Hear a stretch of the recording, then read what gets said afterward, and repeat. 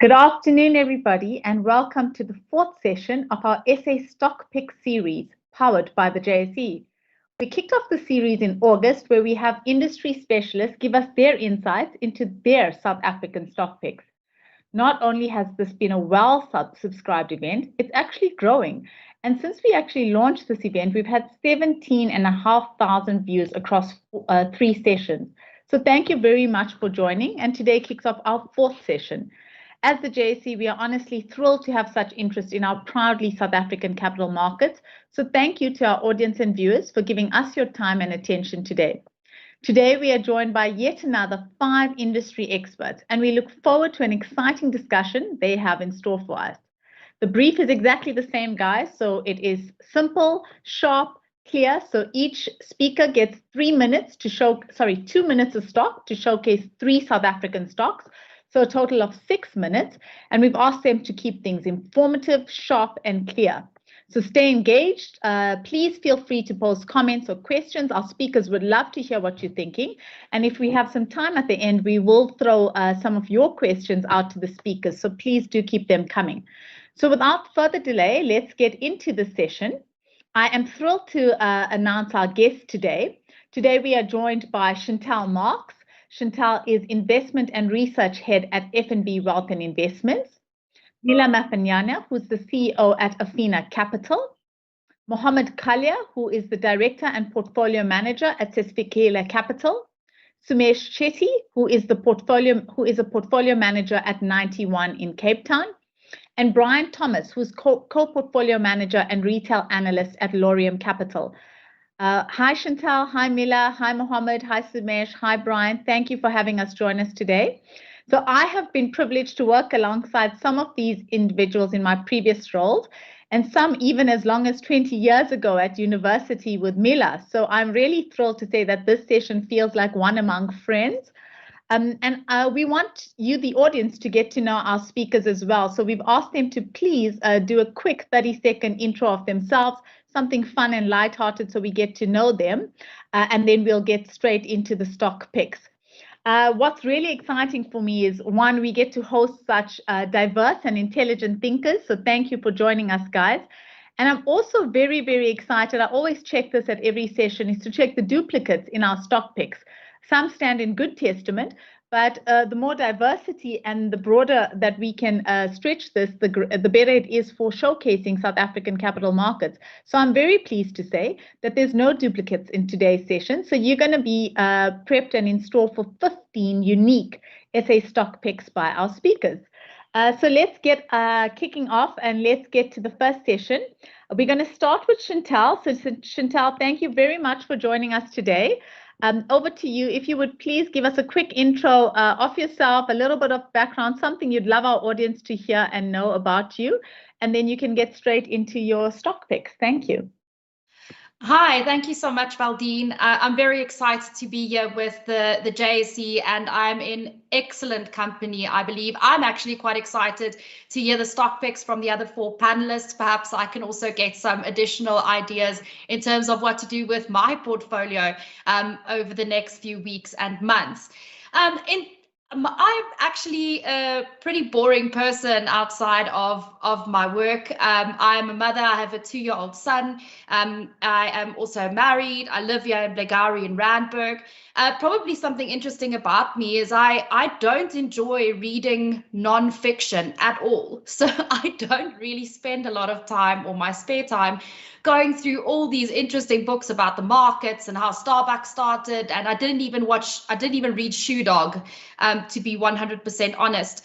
For relaxation, I like reading novels. I like reading about people that I will never meet in my whole entire life, because they absolutely do not exist. And while I enjoy the occasional documentary, my chosen means of relaxation is actually watching reality TV. Absolutely awful, I know, but there's no better way to switch off. So I'll get straight into my stock picks. I've tried to be as diverse as possible. I've picked a mainstay on the JSE, a company that's been around for ages, and that's probably been a stock pick among stock watchers for many, many years. I then also chose a mid-cap stock on the JSE, which is a little bit more off-piste. And I chose an ETN. I snuck an ETN in there, and I think it's going to be quite an interesting one to go through. So let me start with the mainstay first. My first pick is BHP Billiton. The stock has been under pressure along with other mining stocks as the dream and the belief that China will keep growing at massive rates has started to fade somewhat. Fears around the global growth scenario has also reared its ugly head. But the nice thing about BHP Group is that it is very, very diversified. So while we have seen iron ore, for example, come under pressure, which is one of the largest commodities within the BHP stable, we have seen really nice support coming through for metallurgical coal, which is also an important commodity for them, along with energy products, which is also still an important product group for BHP. The company is also geared towards copper, and there you will have seen the copper price holding up quite nicely. A demand for copper is also expected to continue to grow. And then we really like the way that they're allocating capital. So the company has been one of the best capital allocators in the industry. Back in 2016, when half of these major miners were kind of teetering on the edge of bankruptcy, BHP wasn't among them because they're such solid capital allocators. And more recently, they've decided to tilt their portfolio away from petroleum and petroleum products. So you could expect Woodside Petroleum to enter into your portfolio at some point over the next year if you own the BHP Group. That could be a potential value unlock, but it does clean up the portfolio and tilts it more towards ESG, which is a longer term theme. They've also allocated quite a substantial amount of capital to Jansen Potash. Potash is an important ingredient in fertilizers. And as we know, we've got a growing world, a growing middle class, and growing food requirements across the world. And that kind of plays into that space as well. Finally, one of the main reasons why I like BHP right now is because it's been sold off. You have the valuation looking quite compelling. It's trading on a forward P of about 8 times, which is much cheaper than it's been in the past. And you also get a really handsome dividend yield to satisfy you if you are waiting for that value unlock to occur. My second pick is Karoo 5 O's.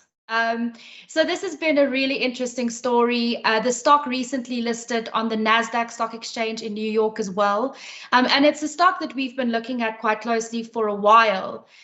Prior to it listing on the NASDAQ, it was called Cartrack.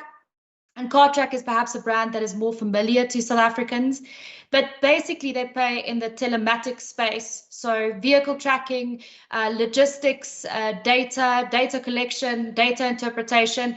It all becomes quite interesting once you are working with big fleets. But of course, they are looking at the entire kind of vehicle tracking space, including entry-level products like tracking devices on your own vehicles, and then, of course, the very complicated stuff in terms of big fleets. They've done very well in South Africa. They don't believe that the growth in South Africa is done for them, but they are looking outside of South Africa as well to areas where the telematics market is extremely underpenetrated. And the cool thing about Karoo is that they're actually placing management teams on the ground, and they're placing senior management on the ground, which I think is a real important differentiator when you are looking to diversify offshore. The company's share price has also come under quite a bit of pressure since its listing, but I think that the growth prospects are still quite solid, and it might be a really nice opportunity to get involved in one of the most exciting growth stories on the JSE. Then finally, I'm going to talk about an ETN. It's called the FNB Alphabet ETN. Alphabet might sound familiar to you because, yes, it is listed in New York. It is the parent company of Google. They own the Android app, they own YouTube, and a whole bunch of other exciting things. But it's quite expensive to buy it in offshore exchanges. So in absolute terms, you have to pay $2,800 and something to buy one share in Alphabet. But on the JSE, there's an ETN listed that you can actually access for a very low rand amount. You won't have direct investment in the portfolio, but the movement of that ETN will mimic the Google share price on the New York Stock Exchange. Why we like Alphabet at the moment. We think that advertising will continue to pivot towards digital platforms as opposed to print and television, just because streaming is eating up traditional TV, and let's face it, no one's reading the newspaper anymore. And within that space, Alphabet has a monopoly in search, Google being a verb, just kind of showing how strong that brand is in terms of search. YouTube is the largest on-demand video provider in the world. It is still it's still a lot larger than any of the other social media platforms for video. So we think that they'll be an automatic beneficiary of this as well. And apart from that, Alphabet is really working hard at growing some of its other areas, such as cloud, which is still quite exciting, along with other bets, which include self-driving cars, for example, like Waymo, where they do have a bit of a first mover advantage, and it does seem as if their technology is slightly ahead of the rest. In terms of valuation, I don't think Alphabet is the cheapest it's ever been, but I certainly think that the growth prospects for this business still justify an investment at current levels. And that's it. Thank you. Over to you, Valdine.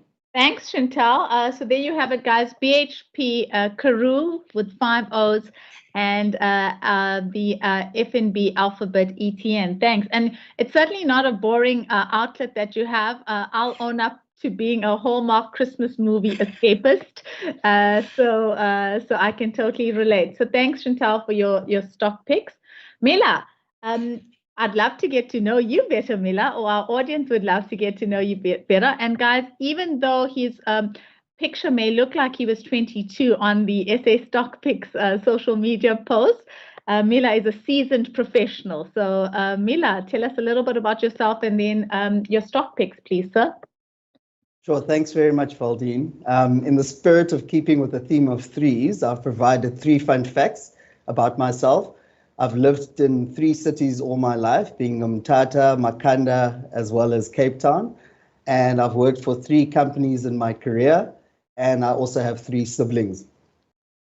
I'd just like to thank the JSE for this opportunity to present on this particular platform.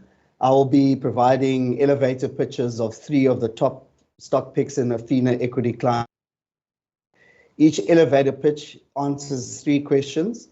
What do you need to know about the company? What is the crux of the company's story now? And why do we like the share? I'll start with MTN. So what do you need to know about MTN? MTN is a telecoms operator that operates across Africa and Middle East, with the business roughly split a third apiece across SA, Nigeria, and the balance of the business. The growth in the mid-2000s was driven really by growth in voice, SMS, and device. But the mix of business is increasingly shifting towards high growth data, fintech, and digital services. This shift in services will see the business migrate from being a traditional telecoms business that provides network connectivity and infrastructure to becoming a platform business that provides mobile money as well as e-commerce. What's the crux of the MTN story now? Operationally, data and fintech growth have really been driven by the digital adoption, which has been accelerated through COVID. And this will underpin the growth in terms of the revenue base, but also margins going forward.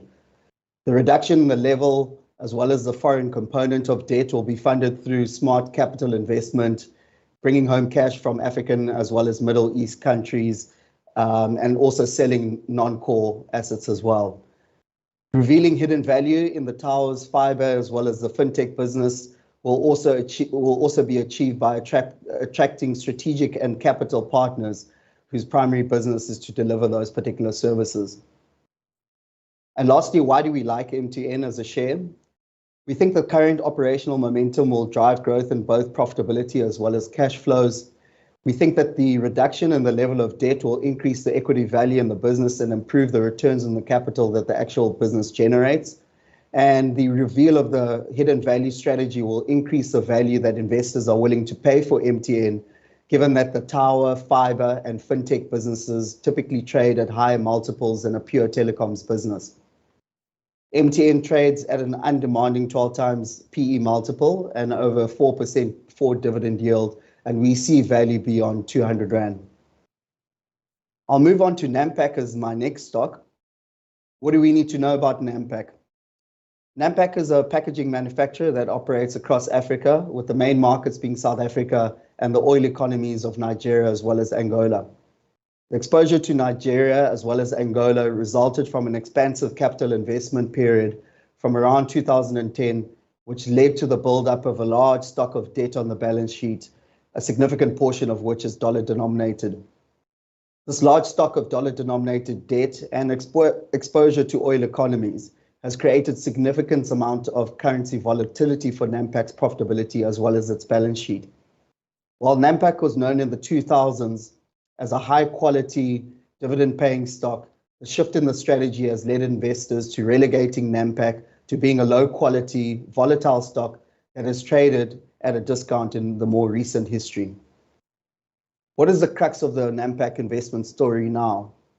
Operationally, COVID has had adverse impacts on Nampak through alcohol bans, but also lockdown restrictions, whilst oil prices have negatively impacted demand as well as the currencies in the oil economies of Nigeria as well as Angola.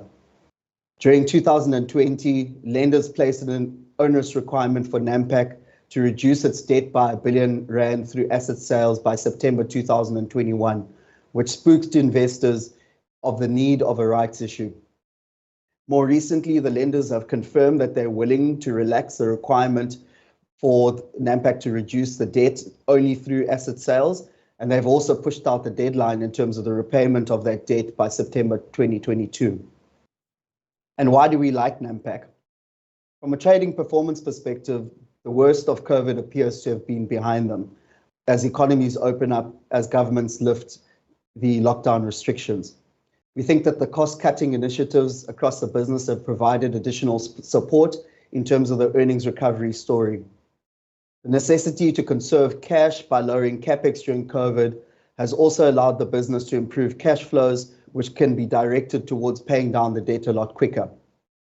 Nampak trades on less than 6 times PE multiple, and we think that the share price could increase 2 to 3 times from current levels to reach fair value. And last but not least, Merafe. What do you need to know about Merafe? Merafe is a junior venture partner to Glencore in the ferrochrome space in South Africa.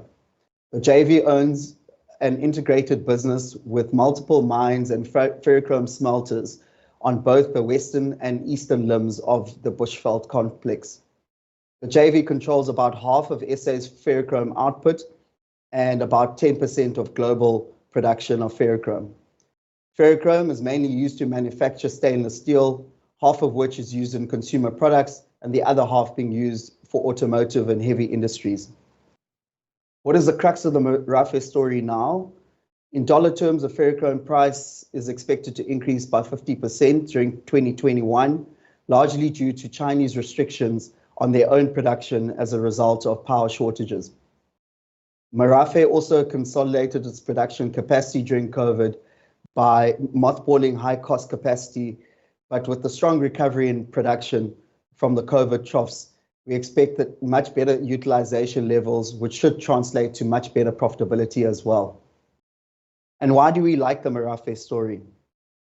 Well, they have a premise technology which position Merafe as one of the lowest cost producers in the world, although the trajectory of the Eskom power tariffs has certainly reduced this relative cost advantage.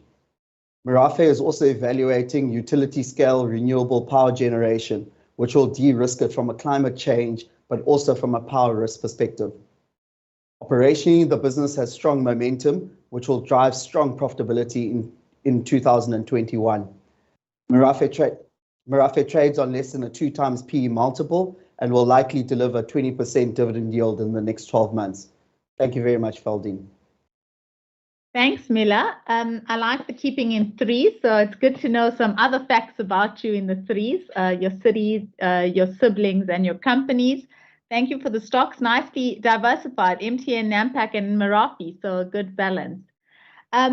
Mohammed, over to you. We'd love to get to know a little bit about Mohammed Kala, and then over to your stock picks, please. Thanks, Valdine, and thanks to the JSE for having us.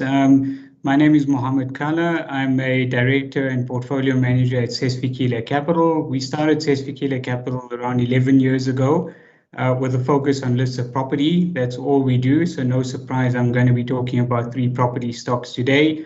In case you're wondering, yes, I am the same person that's on that promo picture. I'd like to blame COVID for the fact that my hair's moved from my head to my face. And a bit of a fun fact, 68.5% of statistics are made up on the spot. So let's move on to some of the property stocks that we're going to talk about today. The first one's Growth Point. What I've tried to do in thinking about the stocks that I'm going to talk about today, these are all stocks that we like and see great value in. But what I want to do is give investors a bit of a range of South African exposure and a little bit of offshore exposure, obviously all entry points through the JSE. So I'm going to start with, and I've just ranked these stocks in order of market cap, so there's no particular preference. So let's start with Growth Point.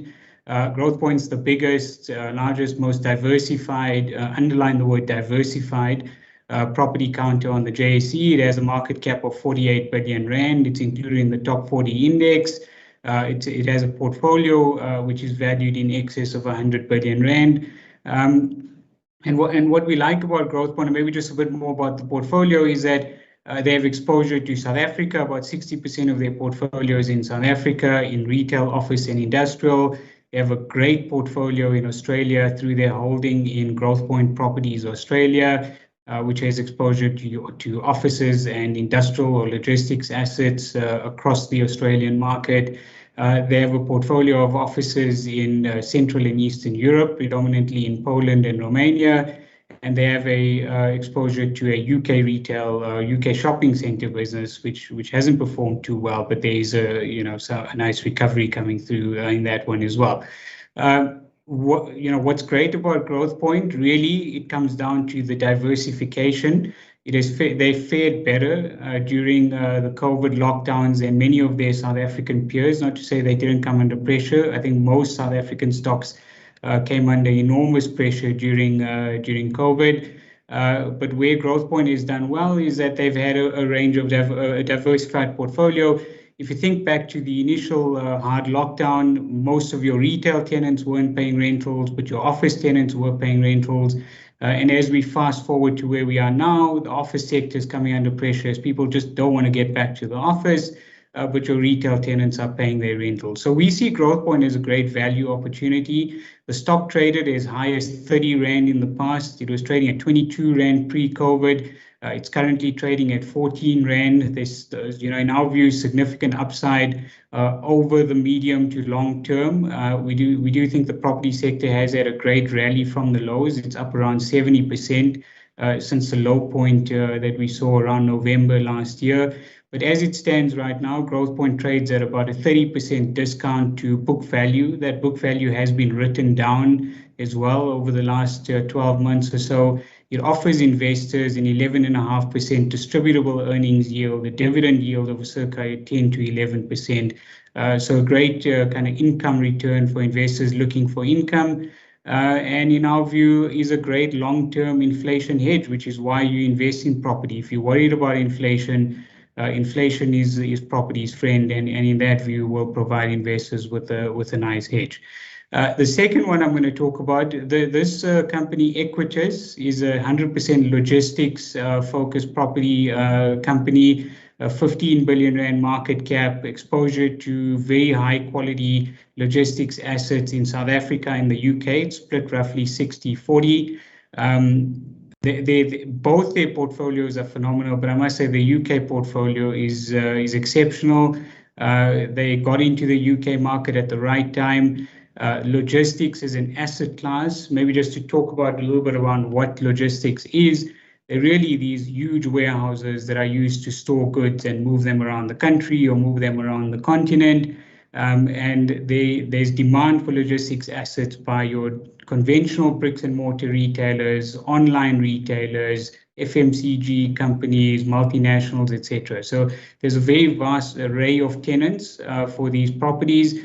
And COVID has obviously seen a significant shift in consumer behavior towards e-commerce. And as you see a bigger drive towards e-commerce, then you see a significant increase in demand for logistics properties. So logistics has actually been a net beneficiary of e-commerce, and as a result, Equites has actually done very well through COVID. They actually collected 99% of their rentals through COVID. They've seen their asset values increase, rentals on the increase, particularly in the UK market. The stock trades at about an 8.5% dividend yield, so not as cheap as something like a Growth Point, but offers significant growth prospects over the long term. And another catalyst that we look out for is the ability for the company to one day unbundle their UK portfolio into a separate listing, which in our view will create further value for shareholders. The third stock I'll talk about is Industrials REIT. I don't think many people would have heard about Industrials REIT, and one of the reasons for that is that they very recently underwent a name change. They used to be called Stenprop. So Stenprop or Industrials REIT is 100% outside South Africa, predominantly in the UK. 75% of their portfolio is in multi-let industrial. It has an 11 billion rand market cap. Let me take a second to explain what multi-let industrial is. When we talk about Equites, we really talked about these massive warehouses anything from 20,000 to 50,000 or 100,000 square meters. What Stenprop or what Industrials REIT does is they play in the much smaller warehousing space. Typically, the average size of the warehouse that they operate is about 300 to 400 square meters, or 3,000 to 4,000 square feet in the UK market. They successfully pivoted into this sector about 5 years ago, and it's been a great move for the business as a whole. Multi-let has also been a net beneficiary of COVID, particularly in the UK market. They used to typically have around 25 inquiries a week for their space. That's skyrocketed to around 150 inquiries. Think about these as a very vast array of tenants, all the way from small logistics operators to people, bricks, mom and pop stores that are running online only businesses out of these warehouses. They've seen phenomenal growth in the portfolio, in rentals. What we love about this asset class is that it's too expensive to replace these assets. So you're seeing very little new supply come through. On average, replacement costs are about £125 per square foot, and they have them valued on their books at about £68 per square foot. That tells me that there's potentially strong rental growth to come in the future. The stock offers a 4% dividend yield in pounds and is one of our topics. That's it from me. Thank you. Thanks, Mohammed. So you got me intrigued as a stats freak to go and find out if what you said was true. So I have to say, in my quick Google search in 6 minutes, the range of statistics that are made up on the spot is anywhere between 40% and 98%.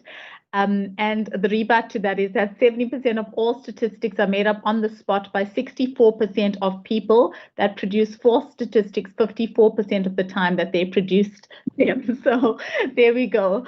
But all I can say is that whatever stats I shared about SA stock picks today are true, because they've been verified by myself of the number of views and that there's no duplicates, etc. But you can hold me to it, to be honest. Thank you for your stock picks, and very cool to get some highlights in the property sector. So really, really enjoyed that. Thank you very much. Sumesh, over to you. Do you want me to give the fun facts about yourself, or do you want to do it for yourself rather? Definitely not. I'll do it myself, just to make sure we keep it safe. Let's put it that way. So thank you so much for having me here today. Okay, so I've been in the industry about 19 years, and as a result, I don't have a lot of fun stuff to tell you that's very recent.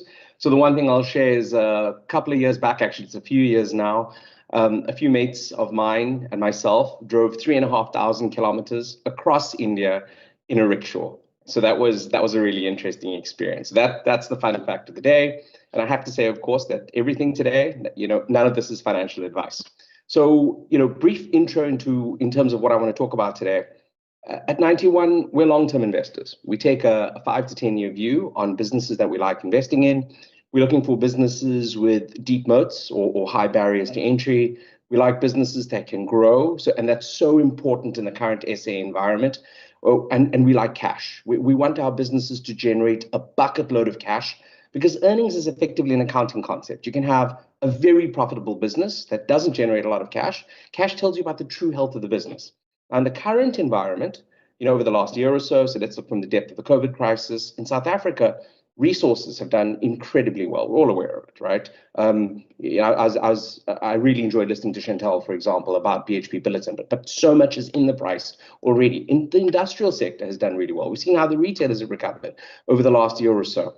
But it's the financial sector that has lagged. And a lot of investors are talking about the banks right now. But there are actually 3 stocks that I want to talk about in the financial sector that are away from the banks. They've all underperformed recently. And we look at these 3 stocks and we actually think they're very attractive. So the first stock, and I'm a little bit nervous about doing this, but I'm very excited.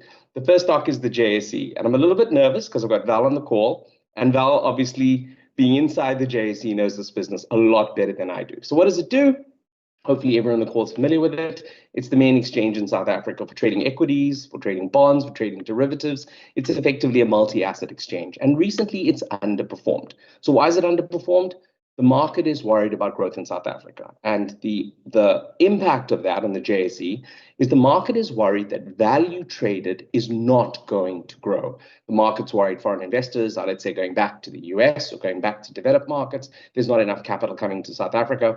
And then the other issue that plagues the JSE on a consistent basis is there is a lot of forecast risk in this business because the value traded in the business is very hard to protect. So why are we excited about it?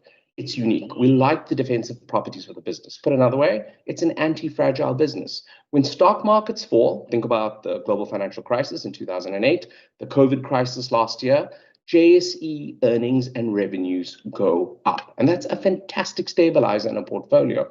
We used to be even more excited about the business when it was a monopoly a couple of years ago, or actually 4 years ago, but a competing exchange has been introduced. And that's eroded the competitive power of the JSE, but over the last 4 years, the JSE has lost less than 0.2%. I'm going to say that again, lost less than 0.2% market share. Now, in global markets, typically, a competitor takes about 15% to 20% market share. And even building in that market share loss, because we still expect that going forward, the JSE is very, very attractively priced on the market. Extremely cash generative business, converts more than 100% of its earnings to cash, rock solid balance sheet, and you're being paid to wait. What do I mean by that? It has a dividend yield of 6.5%. And even more exciting to us, you now have a management team that are actively seeking out new avenues of growth, like data sales, because that's what exchanges across the world are doing today. It does, of course, come with risk. It's a fixed cost business, so it needs value traded to grow, or it needs new revenue streams. New revenue streams management are focusing on. And in terms of value traded growing, I got really excited about this initiative because this is how we get more individual investors buying and selling on the JSE. What's the valuation? We think it's worth about 160 Rand a share. It's trading at about 108 Rand when I last checked today. So you've got about 48% upside to the JSE at present. Second stock I want to talk about, I really feel like I'm running out of time, so apologies if I'm going a little bit fast. Santam, another well-known business, a lot of brand recognition. It's a short-term insurer. Hopefully most of you are aware of it, either through car insurance or household insurance. It's been in the press a ton recently because, of course, there's been so much contention over the business interruption cover that it's provided to businesses in South Africa during COVID. It's underperformed. Business interruption claims were the big issue for investors. Santam provided 1.7 billion, but there was uncertainty around that. The number could be higher, the number could be lower, but there's certainty now. The courts have ruled Santam owes 1.7 billion, which is already paid, and the additional capital it's provided doesn't actually need to be paid out. So why are we excited about it? It's about the data. It's about the underwriting experience, and it's about the size of the policyholder base, because these 3 elements act as the moat. It has dominant market share, and better information means that Santam can price better than its competitors, it can retain the good risks better, and it ultimately delivers better profitability to investors. My Way business, launched a couple of years ago. It's a direct business, takes outsurance head on, and will ultimately allow them to generate higher margins like the JSE, extremely cash generative, rock solid balance sheet, and you're also, once again, being paid to wait, dividend yield of 5%. Very conservatively run business. It grows in line with nominal GDP, And outside of the COVID period, it's actually had a consistently growing dividend with a number of special dividends being paid out, given how well capitalized it is. And in fact, I forgot to say that about the JSE. JSE also likes paying out special dividends. Risks, of course, exist in this business. Think catastrophes. So think fires in an area like Knysna. Think hailstorms in Gauteng. So you need to allow for a bad year every once in a while. Think 1 year in 7. What's the valuation? We think it's worth about 300 Rand a share, and it's trading at about 250 the last time I looked, so about 20% upside. Last stock example I want to give you today, or recommendation, or stock I'm excited about, sorry. Discovery, another insurance business. Why are we excited about this business? It's a disruptor, incredibly entrepreneurial. You heard about fintech. Discovery is insurance tech or insurtech. So they've been best known for medical insurance. We all know the Vitality product. They've been expanding into life insurance, investments, and now banking. But Discovery, too, has underperformed. And you've seen that underperformance over the last year or two. Two things. Market's very worried that medical aids will disappear when national health insurance is introduced in South Africa as the regulations or proposed regulations currently stand. And the business is in a huge investment phase. You've seen the launch of the bank and there are various other initiatives. Now, Discovery over time has used the Vitality product to gather data and crucially understand how the right incentives drive behavioral change. Now, you can understand or appreciate that this is very important in an insurer because you've been able to use these incentives to make people healthier, decrease their risk of death, their risk of morbidity. And the end result is that Discovery ultimately runs a much lower insurance book. So it's much better for their shareholders. They've been gathering and refining this data for about 20 years now, let's call it. It's a unique IP. It's now being globally recognized. There are insurers across the world that actually want to partner with Discovery so that they can improve their own business, and they pay a fee to Discovery for this. This is translated into relatively strong revenue growth, a lot stronger than a lot of other companies in South Africa right now.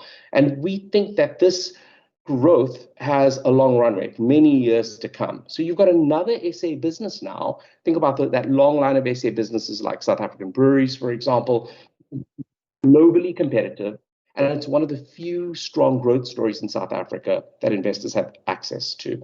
So there's still risks. Management is still investing in the future. There isn't a significant amount of cash generation. The cash is going into these new initiatives. What is the valuation? Lots of moving parts. We think 150 Rand a share. The share is currently trading at 135 Rand, so about 11% upside. A couple of things to keep in mind. Lots of optionality in this business because management team is incredibly entrepreneurial. And at present, we've got a zero value on the bank because it's going to take time to scale. And I hope I didn't go too quickly there, but Val, thank you so much, and back to you. Without showing any bias, great stock picks, Sumesh.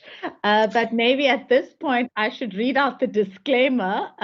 So just to flag, the views and opinions expressed represent the personal views of our speakers, and the JSE sponsorship and facilitation of the session are not an endorsement of the views expressed, nor does it constitute advice by the speakers or the JSE. So there you have it. I've covered us in terms of any bias. Thank you, Sumesh. Very insightful. And I love the flavor of the different segments that each of you guys look at, where we get to showcase it from different perspectives. Just to highlight to the speakers, we are getting a couple of questions, and we will have a little bit of flex, as you guys have spoken on different stock picks. So we will flex after Brian in terms of just trying to address some of those questions that the audience has sent us. So thank you guys for sending through your questions. Brian, a little bit about yourself and then the stock picks, please. Yes, thanks, Valdine. Thanks very much for having us on. My name's Brian Thomas. My nickname, for those who'd like to know it, is Rhino. Don't ask me why it's Rhino, because that could be embarrassing. But we can get to that at some point in time. I work for a company called Laurium Capital. We're one of the boutique asset managers in the market, and by boutique means we're reasonably small, pretty nimble, and able to invest across the spectrum in the South African market. I'm going to present to you 3 different stocks today, and I think there's something that you're going to see as a theme across these different stocks. The first one is the diversity that comes to play across the different stocks. They're from 3 different sectors. I'm also going to try and spend a bit of time telling you how we think about valuing these businesses. For us, valuation is the most important component of investing. So I'm going to lift the hood a little bit and talk you through the valuation of the businesses that I'm going to talk to.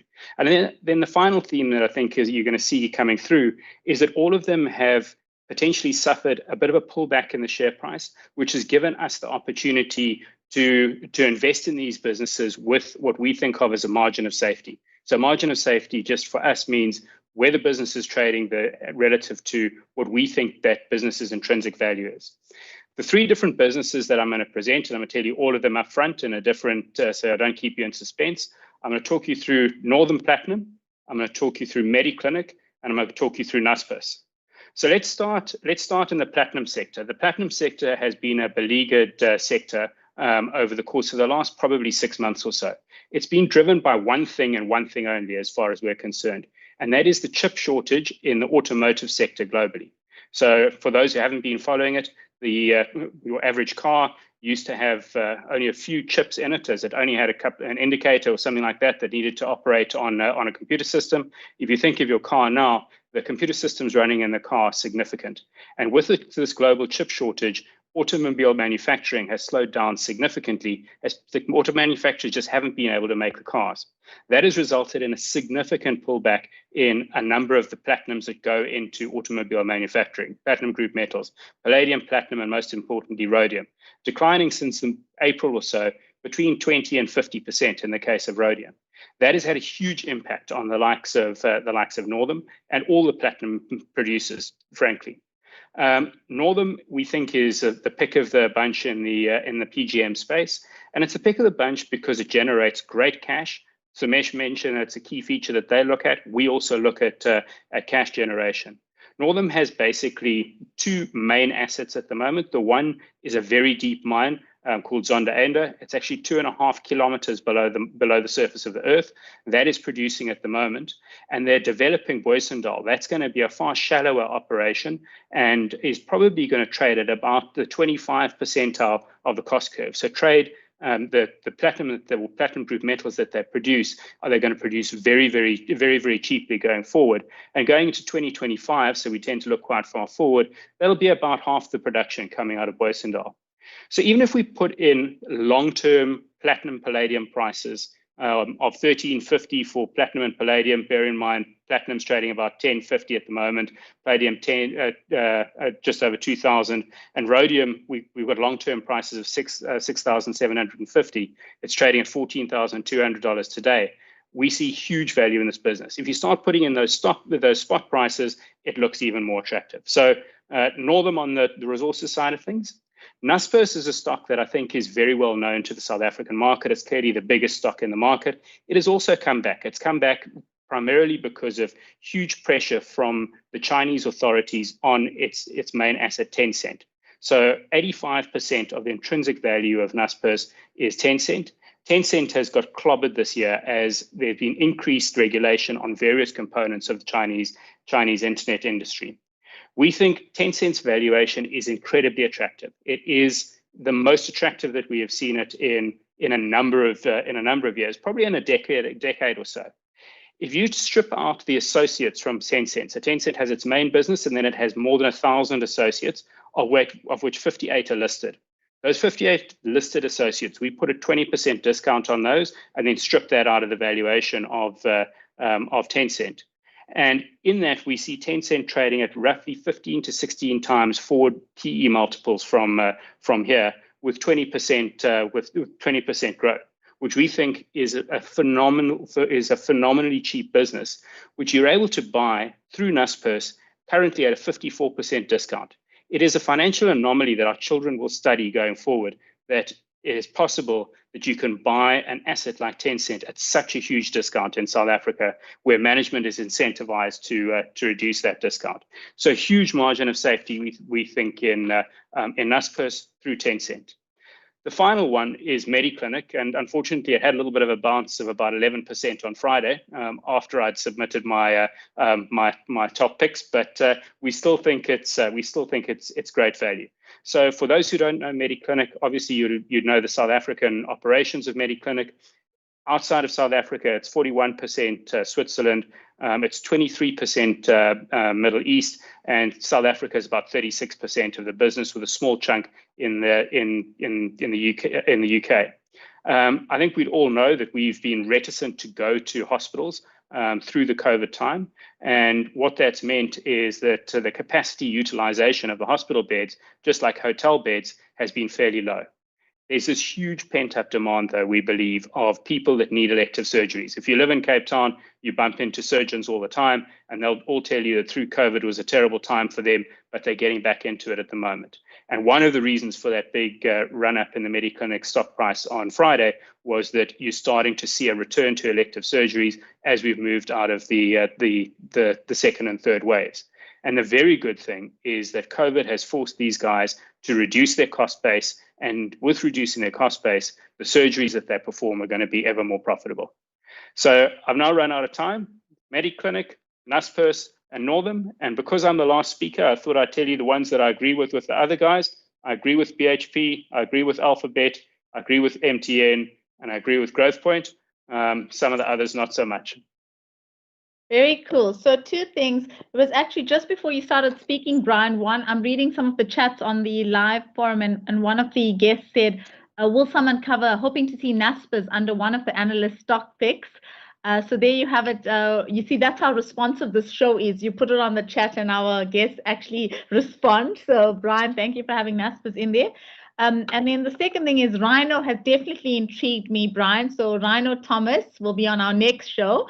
And when he comes back in about 6 months, we'll call him back. We'd love to get a little bit more color as to why Rhino. Guys, I'm going to try and shoot through some of our questions. If you can just keep your answers very short. And if you don't want to answer, no obligation. We'll just try and get through the questions as they've come in. So Mohammed, one of our guests are asking us, what is your view of M&A in the listed property sector of South Africa? So insights into mergers and acquisitions in that space.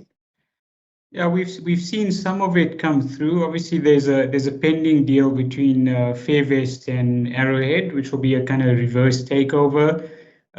You know, we've been kind of talked to about a number of deals that just didn't happen because that window of opportunity that made a lot of the corporate action feasible didn't last long enough. So we have seen a little bit come through. There's obviously a takeout on Texton. There's something pending on Towers.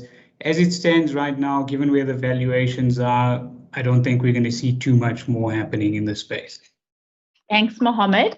And then either to Chantal, Mila, or anyone else, but given Chantal and Mila had resources stocks, the audience asking, how did the mining sector perform this year? So very general.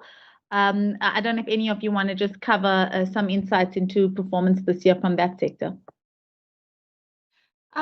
I'll kick off. It's been topsy-turvy, to be honest. So we had a very strong start to the year, kind of following on from a really good 2020 post the COVID crash.